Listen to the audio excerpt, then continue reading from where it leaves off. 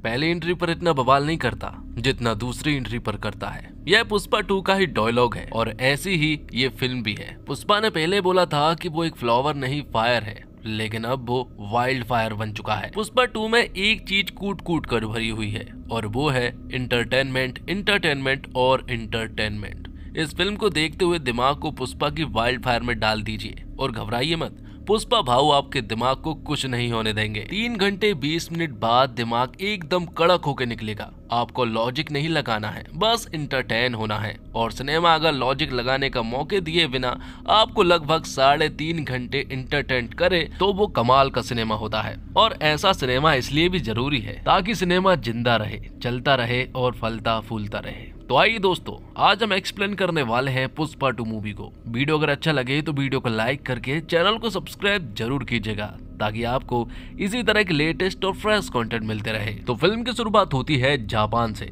जहां पर की शिप के द्वारा कुछ अनजान कंटेनर जो है वो जापान आ जाते हैं और उन कंटेनर में लाल चंदन की लकड़ियां भरी हुई थी और साथ ही पुष्पा भाव भी इन्हीं लाल चंदन की लकड़ियों के साथ मौजूद थे। जब जापानियों ने इन्हें देखा तो उन्होंने पुष्पा भाव को उल्टा टांग दिया था, लेकिन जैसे तैसे पुष्पा भाव ने अपने हाथ छुड़ाए और इन जापानियों से फाइट करने लगे। मालूम चलता है कि दरअसल में इन लोगों ने लाल चंदन की लकड़ियां तो अपने पास रखी, लेकिन कई दिनों से पेमेंट नहीं कर रहे थे, जिस वजह से पुष्पा भाव को ही यहाँ पर आना पड़ा। तो यहाँ पर पुष्पा भाव इन लोगों से एक बहुत ही तगड़ी फाइट करता है, लेकिन आखिर में पुष्पा भाव को गोली लग जाती है और वो समुद्र में गिर जाता है। लेकिन तभी मालूम चलता है कि ये महज एक सपना था। तो अब मालूम चलता है कि पुष्पा भाव सिंडिकेट का लीडर बन चुका है और लाल चंदन की लकड़ियों को कहां पर भेजा जाना चाहिए ये सब कुछ पुष्पा डिसाइड करता है। पुष्पा तो पूरी तरह से राज ही कर रहा था, लेकिन उसके बहुत सारे दुश्मन भी हैं। उनमें से पहले नंबर का दुश्मन है भंवर सिंह शेखावत, जो कि IPS है। फिल्म के पहले भाग में पुष्पा ने शेखावत को नंगा दौड़ाया था, तो अपनी बेइज्जती का बदला लेने के लिए शेखावत कुछ भी कर सकता है, इसलिए वो एक प्लान बनाता है। जब पुष्पा के लड़के जंगल में जाकर लाल चंदन की लकड़ियों को काटने जाते हैं तो यहाँ पर भंवर सिंह शेखावत भी मजदूर के रूप में उनके साथ मिल जाता है और जब वो वहां पहुंचा तो इन सभी को प्लान बनाकर अरेस्ट कर लिया था, क्योंकि लाल चंदन की तस्करी में हमेशा पुष्पा बच जाया करता था क्योंकि उनके पास कोई भी सबूत नहीं थे। शेखावत इन मजदूरों को बुरी तरह से मारता है और इन सभी 230 मजदूरों को जेल में डाल देता है, जिसके बाद एंट्री होती है पुष्पा भाव की, जो कि पुलिस स्टेशन पहुंचते हैं। लेकिन वहां पर शेखावत मौजूद नहीं था, लेकिन कुछ इंस्पेक्टर मौजूद थे। यहाँ पर पुष्पा भाव सारे मजदूरों को लेने के लिए नहीं आए थे, बल्कि सिर्फ और सिर्फ सीनू को लेने के लिए आए थे, क्योंकि आज उसकी शादी है। जब पुष्पा यहाँ से सीनू को ले जाने लगा तो उसने देखा कि सीनू के ऊपर बहुत सारे चोट के निशान हैं। जब उसने अपने सारे मजदूरों को देखा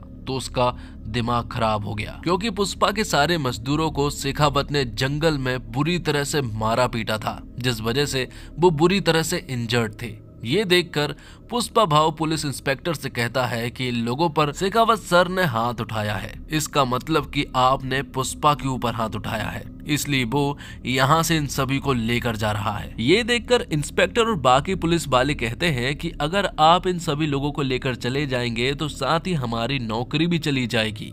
ये सुनकर पुष्पा भाव इनसे कहता है कि आज से तुम्हारे रिटायरमेंट तक जितना भी पैसा तुम जोड़ने वाले हो उन सारे पैसों को वो देगा, मतलब कि आज तुम्हारा रिटायरमेंट हो रहा है। पुष्पा उन सभी का रिटायरमेंट कर देता है और जब शेखावत पुलिस स्टेशन पहुंचा तो वहां पर कोई भी मौजूद नहीं था। वो समझ गया था कि सभी को पुष्पा भाव ने खरीद लिया है। तो इस तरह से पुष्पा भाव इलीगल काम तो करता है, लेकिन वो अपने मजदूरों का बहुत ज्यादा ख्याल रखता है और साथ ही वो अपनी बीबी श्रीवल्ली से भी बहुत ज्यादा प्यार करता है। अब अगले दिन हम देखते हैं कि श्रीवल्ली जब मंदिर में पूजा करने के लिए जाती है और भगवान की मूर्ति के लिए जब कुछ गहने और मुकुट लेकर जाती है तो उसी मंदिर में पुष्पा का सौतेला भाई मुरली भी मौजूद था और वो यहाँ श्रीवल्ली से कह रहा था कि आप पूजा तो करवा लोगे, लेकिन क्या तुम्हारे पास खुद का गोत्र है, खुद का सरनेम है? मुरली उन्हें हमेशा नीचा दिखाता है, लेकिन मुरली की बेटी कावेरी उन्हें पसंद करती है। वो उनके साथ रिश्ता निभाना चाहती है और कावेरी श्रीवल्ली को चाची बुलाती है, लेकिन मुरली कावेरी को उनसे मना करता है कि वो उनसे बात ना करे। तो पुष्पा श्रीवल्ली की सारी बात मानता है और आज पुष्पा सिद्धप्पा के साथ मिलकर CM से मिलने वाला था, इसलिए श्रीवल्ली यहाँ पर पुष्पा से कहती है कि अगर तुम जा ही रहे हो तो CM के साथ फोटो खिंचा कर लाना ताकि हम उसे फ्रेम करा कर हॉल में लगाएंगे। पुष्पा ने अपनी पत्नी से वादा कर लिया था, लेकिन जब वो वहां पहुंचा तो वहां कुछ और ही हो गया। पुष्पा भले ही सिंडिकेट की ओर से सीएम को फंडिंग देता है, लेकिन सीएम यहाँ पर पुष्पा के साथ फोटो क्लिक नहीं करवाता है। उनका मानना ये है कि जूती जो है वो पैर में ही रहना चाहिए, उन्हें हाथ में नहीं पहना करते। साथ ही उन्होंने श्रीवल्ली के बारे में भी एक दो बातें बोल दी थी। ये देखकर यहाँ पर पुष्पा को बिल्कुल भी अच्छा नहीं लगा था। बाहर आने पर पुष्पा ने सिद्धप्पा से कहा कि अगर आप सीएम होते तो क्या आप भी मेरे साथ फोटो नहीं क्लिक करवाते, जिस पर कि सिद्धप्पा कहता है कि मैं चाहे कुछ भी बन जाऊं, मैं तेरे साथ फोटो जरूर क्लिक करवाऊंगा क्योंकि तू मेरा भाई है। तब यहाँ पर पुष्पा ने उनसे कहा तो फिर सीएम बनने की तैयारी कर लो। पुष्पा सिद्धप्पा से एकदम सीधा सवाल पूछता है कि सीएम बनने के लिए लगभग कितने रुपए की जरूरत पड़ेगी। सिद्धप्पा यहाँ पर कहता है कि लगभग 100 करोड़ रुपए की जरूरत पड़ेगी। पुष्पा यहाँ पर उससे कहता है कि मैं तुम्हें 500 करोड़ दूंगा, लेकिन सीएम तुम्हें ही बनना होगा। जिसके बाद सिद्धप्पा सेंट्रल मिनिस्टर से मिलने के लिए जाता है, क्योंकि पुष्पा ने ही सिद्धप्पा से कहा था कि वो सेंट्रल मिनिस्टर से मिले। सेंट्रल मिनिस्टर का एक भाई भी है और सिद्धप्पा पुष्पा के कहने पर ही सीएम की बात करने के लिए सेंट्रल मिनिस्टर के पास गया था। साथ ही पुष्पा ने उनके पास एक सोफा भिजवाया था जिसके अंदर 25 करोड़ रुपए थे। सिद्धप्पा ने जब ये सारी चीजें देखी तो उन्होंने पुष्पा से कहा कि ये सब कुछ ठीक नहीं है, इस तरह से पैसा बहाना ठीक नहीं है, क्योंकि हमें बचाना होगा, क्योंकि 500 करोड़ रुपए ऐसे ही नहीं मिल जाते। लेकिन पुष्पा के पास कुछ प्लान थे जो कि वो सिद्धप्पा को बताता है। वो कहता है कि अब पुष्पा नेशनल नहीं रहा बल्कि इंटरनेशनल हो गया है। लाल चंदन की लकड़ियों की डील वो सिर्फ मुर्गन से किया करता था, जिसके बदले में उसे 1 टन पर सिर्फ 1.5 करोड़ रुपए मिला करते थे। लेकिन अगर वो इस डील को विदेश में लेकर जाए तो उसे 2 से 2.5 करोड़ रुपए मिल सकता है प्रत्येक टन पर। तो ज्यादा देर ना करते हुए पुष्पा जो है वो तुरंत ही विदेश पहुंचता है, जहां पर कि उसकी मुलाकात होती है एक बहुत बड़े बिजनेसमैन से। वहां वो लाल चंदन की लकड़ियों की डील करता है और उसे 2000 कुंटल लकड़ियों को उन्हें देना था। बदले में पुष्पा को 5000 करोड़ रुपए मिलने वाले थे। तो अगर पुष्पा 5000 करोड़ रुपए कमाना चाहता है तो उसे 2000 करोड़ लाल चंदन की लकड़ियों की जुगाड़ करनी होगी। तब वो अपने सिंडिकेट के सारे मेंबर को एक्टिव कर देता है और उनसे कह देता है कि सारे जगह से मुझे लाल चंदन की लकड़ियां चाहिए हैं। तो सिंडिकेट के सारे मेंबर जो हैं वो लाल चंदन की लकड़ियों की जुगाड़ करने लगते हैं और वो लाकर वो पुष्पा को देने वाले थे। लेकिन तभी एंट्री होती है मंगल सीनू और उसकी वाइफ की। इन लोगों को मालूम चल जाता है कि पुष्पा जल्द ही 2000 कुंटल लाल चंदन की लकड़ियों को बाहर भिजवाने वाला है। वो ये बात शेखावत से जाकर कहते हैं ताकि शेखावत उन्हें जब्त कर ले। साथ ही मंगल सीनू और उसकी वाइफ शेखावत से ये भी कहते हैं कि वो सिंडिकेट के मेंबरों को डराए धमकाए ताकि सारे सिंडिकेट के मेंबर डर जाएं और वो ये काम ना करें। बात कुछ ऐसी है कि मंगल सीनू खुद ही सिंडिकेट का प्रेसिडेंट बनना चाहता है। तो भंवर सिंह को जब ये बात मालूम चली तो उसने सारे चेक पोस्ट पर नाकाबंदी करवा दी। तभी चेक पोस्ट पर एक लाल चंदन से भरा ट्रक पहुंचा। शेखावत वहां पहुंचा और इस बार उसने बिल्कुल भी रहम नहीं की और उस सारे के सारे ट्रक को उसने जला दिया था। साथ ही सिंडिकेट का मेंबर जब यहाँ पर पहुंचा तो यहाँ पर भंवर सिंह ने उसे मौत के घाट उतार दिया था, जबकि मंगल सीनू चाह रहा था कि बस वो उसे डराए धमकाए। लेकिन भंवर सिंह कहता है कि उसका डराने का अंदाज थोड़ा अलग है। अगर मैंने इसे मार दिया है तो सिंडिकेट के बाकी मेंबर भी स्मगलिंग करने से डर जाएंगे। तो जो सिंडिकेट का मेंबर मारा गया है उसकी श्रद्धांजलि पर सभी लोग पहुंचे, सिर्फ और सिर्फ पुष्पा को छोड़कर। लेकिन तभी मंगल सीनू और यहीं के कुछ लोग जो हैं वो सिद्धप्पा से कहने लगते हैं कि अगर पुष्पा और भंवर सिंह के बीच में दोस्ती नहीं हुई तो वो ऐसे ही लोगों को मारता रहेगा और अगर ऐसा ही चलता रहेगा तो फिर पुष्पा को प्रेसिडेंट से हटा देना चाहिए। लेकिन सिद्धप्पा ये होने नहीं दे सकता, इसलिए सिद्धप्पा तुरंत ही भंवर सिंह के पास पहुंच जाता है और वो उसे कुछ रिश्वत वगैरह देने की कोशिश करता है। वो उसे लगभग 10 करोड़ रुपए दे रहा था, लेकिन भंवर सिंह नहीं मानता है। वो कहता है कि उस रात उसने मुझे नंगा दौड़ाया था, मैं उसे किसी भी हालत में नहीं छोड़ने वाला। तभी यहाँ पर सिद्धप्पा कहता है कि अगर वो तुमसे माफी मांग ले और सभी के सामने सॉरी कह दे, क्या तुम तब उसे माफ कर पाओगे? ये सुनने के बाद भंवर सिंह तुरंत ही ओके कह देता है और कहता है कि एक पार्टी का इंतजाम करो ताकि सभी के सामने पुष्पा उससे माफी मांग सके। तो पार्टी के दिन सभी लोग यहाँ पर पहुंच जाते हैं। सभी लोगों को ये देखना था कि आखिर पुष्पा भंवर सिंह से माफी मांगता है या फिर नहीं, क्योंकि पुष्पा आज तक नहीं झुका है। क्या वो आज झुकने वाला था? तो पुष्पा सिद्धप्पा, श्रीवल्ली और कटलेट के कहने पर और सिंडिकेट की भलाई के लिए यहाँ पर उससे माफी मांगने के लिए कह देते हैं।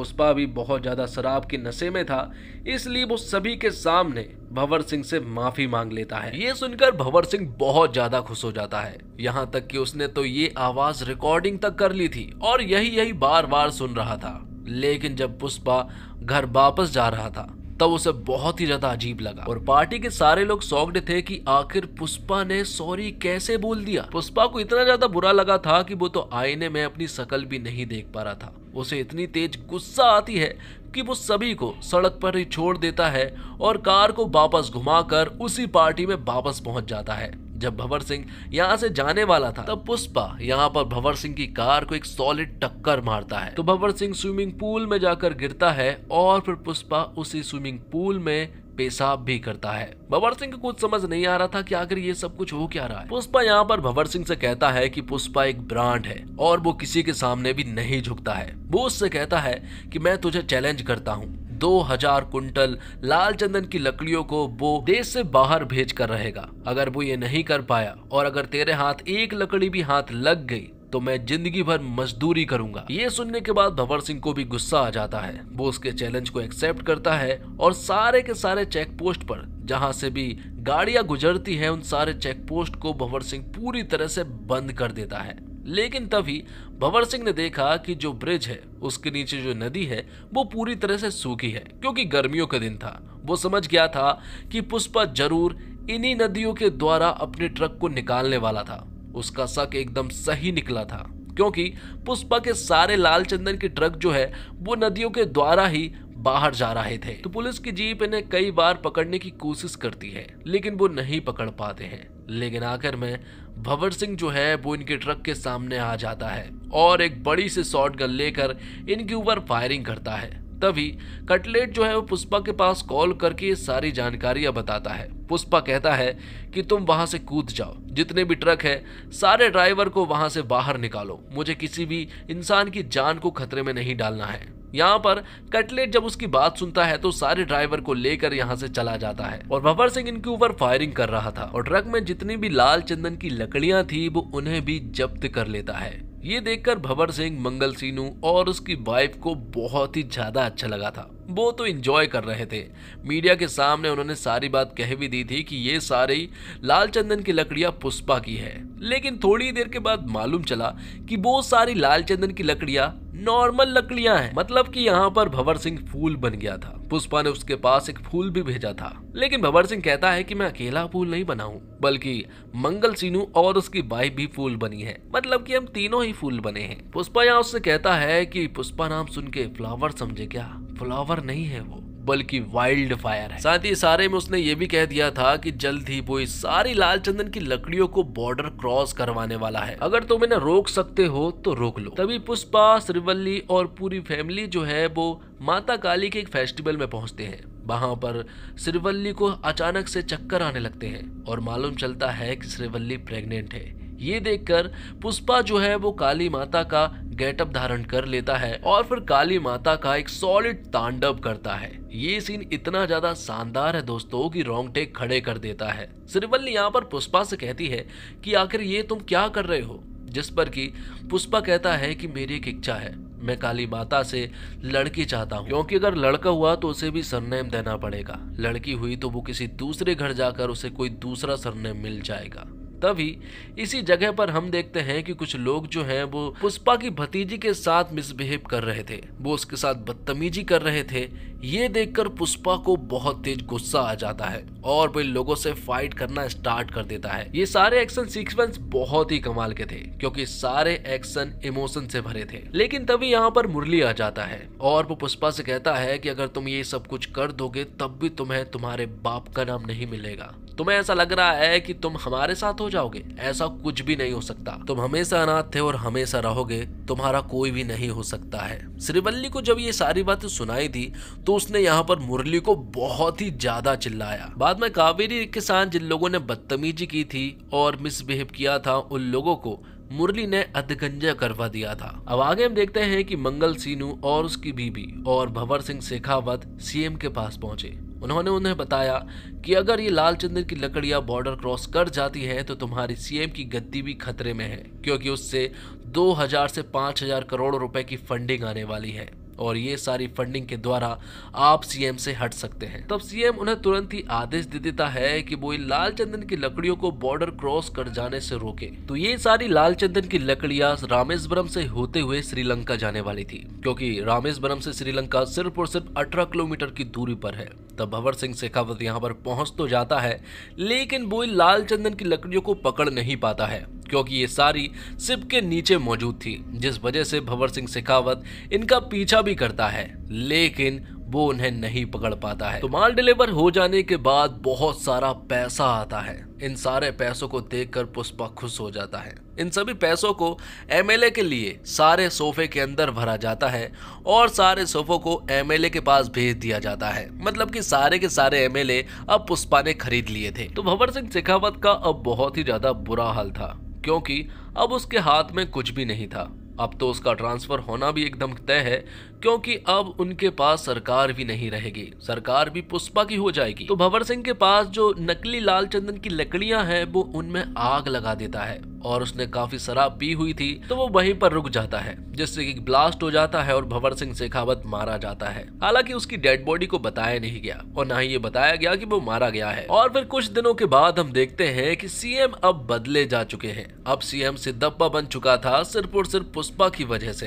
क्योंकि उसने सारे एमएलए खरीद लिए थे। और जैसा कि पुष्पा ने वादा किया था कि 24 जुलाई को उसके घर पर सीएम खुद आएंगे और वो उसके साथ खाना भी खाएंगे और फोटो भी खिंचाएंगे। तो आज 24 जुलाई थी, सिद्धप्पा यहाँ आता है, फोटो खिंचाता है और सिद्धप्पा श्रीवल्ली से कहता है कि तुम्हारी एक फोटो की वजह से मैं सीएम बना हूँ। और पुष्पा ने आज का दिन इसलिए सिलेक्ट किया क्योंकि आज श्रीवल्ली का जन्मदिन था, इसलिए यहाँ पर एक छोटा सा सेलिब्रेशन होता है, सभी लोग इसे सेलिब्रेट करते हैं। तो भले ही सिद्धप्पा सीएम जरूर बन चुका था, लेकिन पूरे राज्य पर पुष्पा राज कर रहा था। सभी लोग उसे बहुत ज्यादा मानने पूजने लगे थे। और फिर एक दिन पुष्पा की भाभी मतलब कि मुरली की पत्नी जो है वो पुष्पा के घर आती है। वो उन्हें बताती है कि कावेरी को कुछ लोगों ने किडनैप कर लिया है और वो बदले में 2 करोड़ रुपए मांग रहे हैं, और अगर उन्हें नहीं दिए तो वो कावेरी को मार डालेंगे। ये बात जब पुष्पा को मालूम चली तो वो पहले तो न्यूज चैनल वालों के पास गया। वहां लाइव आकर उसने उन लोगों से कहा कि अगर मेरी भतीजी कावेरी को कुछ भी हुआ तो वो उन्हें रप्पा रप्पा करके जान से मार डालेगा। उनके पास सिर्फ और सिर्फ 1 घंटा है, 1 घंटे के अंदर अगर वो उसे सौंप देते हैं तो वो उन्हें रहम की भीख दे देगा। ये बातें सिद्धप्पा और सेंट्रल मिनिस्टर को भी मालूम थी, लेकिन यहाँ पर एक बात मालूम चलती है, जिन लोगों ने उसे किडनैप किया है वो कोई और नहीं बल्कि सेंट्रल मिनिस्टर का भाई का बेटा होता है, मतलब कि सेंट्रल मिनिस्टर का भतीजा। इसलिए यहाँ सेंट्रल मिनिस्टर सिद्धप्पा से पुष्पा के पास कॉल करवाता है। वो लोग पुष्पा से कहते हैं कि वो सेंट्रल मिनिस्टर का भतीजा है, इसलिए वो उसके साथ कुछ भी ना करे, हम उससे जल्द से जल्द कांटेक्ट कर लेंगे और वो कावेरी को छोड़ देगा। अगर वो उसके साथ कुछ कर भी दे तब भी तुम्हें कुछ नहीं करना है। लेकिन पुष्पा कहता है कि मुझे कोई भी फर्क नहीं पड़ता है, सेंट्रल मिनिस्टर भाड़ में जाए और सिद्धप्पा सीएम भी भाड़ में जाए, मुझे किसी से भी कोई भी लेना देना नहीं है। तो सेंट्रल मिनिस्टर का भतीजा 10 करोड़ रुपए पुष्पा से मांग रहा था और अकेले ही पुष्पा को उसके अड्डे पर बुला रहा था। पुष्पा मान जाता है और हेलीकॉप्टर से वो वहां पहुंच भी जाता है। यहाँ पर पहुंचकर सबसे पहले तो वो शॉर्ट गन से फायर करता है, लेकिन बाद में मिनिस्टर का भतीजा पुष्पा से कहता है कि तेरी भतीजे के ऊपर भी गन पॉइंट है, इसलिए तुझे थोड़ा ठंडा रहना पड़ेगा। तो यहाँ पुष्पा उन्हें गन दे देता है और बाद में ये लोग पुष्पा को बुरी तरह से मारने लगते हैं। इन्हें बहुत अच्छे से मालूम है कि पुष्पा के हाथ बंधे रहने के बावजूद ये कमाल कर सकता है और सभी को बुरी तरह से मार भी सकता है, इसलिए इस बार वो बिल्कुल भी रिस्क नहीं लेते हैं। इस बार वो उसके हाथ बांधते हैं, पैर भी बांधते हैं और फिर वो लोग कावेरी की इज्जत पर हाथ भी डालने लगते हैं। ये देखकर पुष्पा को बहुत ही तेज गुस्सा आया था और फिर वो उड़ उड़कर इन्हें मुंह से काट काट कर बुरी तरह से मार डालने लगता है। दोस्तों ये एक्शन सीक्वेंस बहुत ही कमाल के थे। पुष्पा 2 अगर एक बहुत ही बड़ी सुपरहिट फिल्म होती है और अगर किसी से पूछा जाए कि आपको फिल्म में सबसे अच्छा क्या लगा तो वो इसी फाइट एक्शन सीक्वेंस के बारे में बताएगा। ये सारे एक्शन सीक्वेंस रोंगटे खड़े कर देने वाले थे क्योंकि इन सारे एक्शन में इमोशन मौजूद थे। तो मिनिस्टर का भाई भी वहां पहुंच चुका था, तो पुष्पा ने मिनिस्टर के भाई समेत भतीजे को भी मार डाला था। ये सारी बातें जब मिनिस्टर को मालूम चली तो वो तो पूरी तरह से पागल हो चुका था। अब अगले सीन में हम देखते हैं कि पुष्पा जब अपने घर होता है तब उसके घर पर मुरली आता है। मुरली को अपनी गलती का एहसास हो गया था, इसलिए वो पुष्पा और पूरी फैमिली से माफी मांगने के लिए आया था। वो कहता है कि मुझे बहुत अच्छे से मालूम चल गया है कि आप ही मेरी फैमिली हो। मैं सिर्फ यहाँ पर कावेरी का कार्ड देने के लिए आया हूँ क्योंकि उसकी शादी होने वाली है और कावेरी ने मुझसे कहा है कि अगर पुष्पा भाऊ इस शादी में नहीं आते हैं तो मैं मंडप में नहीं बैठने वाली। तब श्रीवल्ली यहाँ पर पुष्पा को बताती है कि सारे कार्ड पर माँ का नाम है और साथ ही तुम्हारा नाम भी है, वो भी पिता समेत। ये देखकर पुष्पा बहुत ज्यादा इमोशनल हो जाता है। उसके बीच आजू बाजू भीड़ लग जाती है उसे चुप करने के लिए, क्योंकि पुष्पा को ऐसा रोता हुआ किसी ने भी बहुत कम देखा था। बाद में पुष्पा भी इन्हें माफ कर देता है और फिर अपनी पूरी फैमिली समेत वो कावेरी की शादी में पहुंचते हैं। सभी लोगों ने एक दूसरे को माफ कर दिया था और अब आगे बढ़ चुके थे और यहाँ मिनिस्टर के घर पर मातम छाया हुआ था, क्योंकि मिनिस्टर का भाई और मिनिस्टर का भाई का बेटा जो है वो मारे गए थे। यहाँ पर एक आदमी आता है जिसके हाथ में पार्सल था। जैसे ही वो मिनिस्टर के पास उसे लेकर आता है, अचानक से उसे एक आदमी पहाड़ी पर से ब्लास्ट कर देता है और यहीं पर यह फिल्म खत्म हो जाती है। वो आदमी कौन था ये नहीं बताया गया, लेकिन पुष्पा 3 का अनाउंसमेंट कर दिया गया है जिसका नाम है पुष्पा द रैम्पेज। तो दोस्तों ये पूरी तरह से मास इंटरटेनर है, हर एक फ्रेम इंटरटेनिंग है। लॉजिक के बारे में आप सोचते नहीं, जो पुष्पा करता है उस पर यकीन हो जाता है। एक के बाद एक कमाल के एक्शन सीन आते हैं, बहुत बार सीटी ताली वाले सीन आते हैं। पुष्पा का स्वैग गजब का है। पुष्पा सॉरी बोल देता है लेकिन पुष्पा तो झुकता नहीं है और फिर जो होता है उसको बवाल कहते हैं। ये फिल्म ऐसा सिनेमा है कि लोग थिएटर जाने को मजबूर हो जाएंगे। फिल्म की लंबाई अखरती नहीं, बल्कि लगता है कि और कुछ भी होता तो मजा आ जाता। ये सिनेमा हॉल में देखने वाला एक्सपीरियंस है, जाकर लीजिए, क्योंकि ऐसे सिनेमा से ही सिनेमा जिंदा है। सिनेमा में मास है और क्लास दोनों होंगे तो सिनेमा चलेगा। और अल्लू अर्जुन का काम बवाल है, वो आपको यकीन दिला देते हैं कि जो वो कर रहे हैं वो हो सकता है और पुष्पा कर सकता है। उनका स्वैग कमाल का है, वह हर फ्रेम में छाए हुए हैं। 5 साल की उनकी मेहनत साफ दिखती है। अल्लू अर्जुन ने हीरोगिरी और हीरोपंती के मायने बदल दिए हैं। उन्होंने अब लकीर बड़ी कर दी है। उनका काम बहुत जबरदस्त है और अब किसी हीरो को उनका स्वैग मैच करने के लिए बहुत कुछ बड़ा करना होगा। रश्मिका मंदाना का काम भी कमाल का है। अल्लू अर्जुन जैसे हीरो के सामने हीरोइन के करने को शायद कुछ नहीं होता, लेकिन रश्मिका अपनी छाप छोड़ जाती है। फहद फासिल ने भी जबरदस्त काम किया है। हीरो की हीरोगिरी तभी निकल कर आती है जब विलन जानदार हो, और यहाँ पुलिस वाले के किरदार में फहद ने जान डाल दी है। जगदीश प्रताप भंडारी का काम अच्छा है। जगपति बाबू ने भी अच्छा काम किया है और सुकुमार की राइटिंग और डायरेक्शन दोनों शानदार हैं। उन्होंने एक ही चीज पर फोकस किया, स्वैग और इंटरटेनमेंट, और वो कामयाब रहे। वो जो बनाना चाहते हैं उससे भटके नहीं, यही उनकी कामयाबी है। एक के बाद एक कमाल के सीन डाले ताकि एक सीन देखकर दर्शक हैरान हो और सांस ले, उससे पहले दूसरा कमाल का सीन आ जाए। और डायरेक्टर सुकुमार ने पुष्पा 1 द राइज में अपने हीरो के बिहेवियर, उसके तौर तरीके और एटीट्यूड का पूरा सेटअप कर दिया था। पुष्पा 2 में ये बात अच्छी है कि ये हीरो के ट्रीटमेंट को उसकी ओरिजिनल बनावट के हिसाब से आगे बढ़ती है। तो दोस्तों इसी के साथ ये वीडियो यहीं पर समाप्त होता है। उम्मीद करता हूँ आपको वीडियो पसंद आई होगी। वीडियो पसंद आई हो तो वीडियो को लाइक करके चैनल को सब्सक्राइब जरूर कीजिएगा, ताकि आपको इसी तरह के लेटेस्ट और फ्रेश कंटेंट मिलते रहे। मिलते हैं और कमाल की वीडियो के साथ, तब तक के लिए आप हमारे चैनल के साथ बने रहिए। धन्यवाद। जय हिंद, जय भारत, जय श्री राम।